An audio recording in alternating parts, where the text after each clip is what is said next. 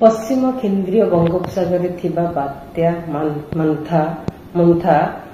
गत 6 घंटार 15 kilometre per our गति करिथिला उत्तर उत्तर पश्चिम आड़ को गति करी यह भयंकर बात्या रूप में परिणत होइथिला आज सकाळ 5:30 रे जहाँकि वर्तमान गोपालपुर ठारू 550 किलोमीटर दक्षिण दक्षिण पश्चिम दिगरे रही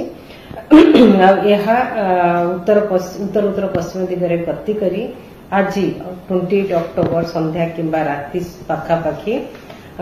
मछलीपट्टनम आउ कलिंगपट्टनम मध्य आंध्र उपकूल अतिक्रम कर संभावना रही जोटा कि काकीनाडा पाखापाखि आउ क्रॉस कला बेले तार इंटेंसिटी रहिबो सिवियर साइक्लोनिक स्टॉर्म किंबा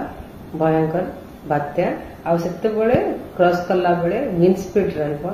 90 to 100 kilometre per hour gusting to 110 kilometre per hour और जमती आम फोरकास्ट देइथलु रेड कलर वार्निंग जारी करिछु गंजाम गजपति रायगढ़ कोरापुट मालकानगिरी नवरंगपुर कलाहांडी जिले में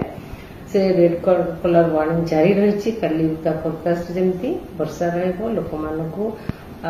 खास करके एडवाइस करा जाउची वर्षा पवन समय रे बाहर न रहंतु घर भितर रहंतु आ बिजुली घड़घड़ी को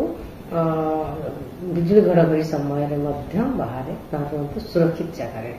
भुवनेश्वर कटक को येलो वार्निंग अच्छी किछि स्पेल हल्का मध्यम वर्षा रहिबो से डरिवार किछि नहीं आ जगह प्रबल वर्षा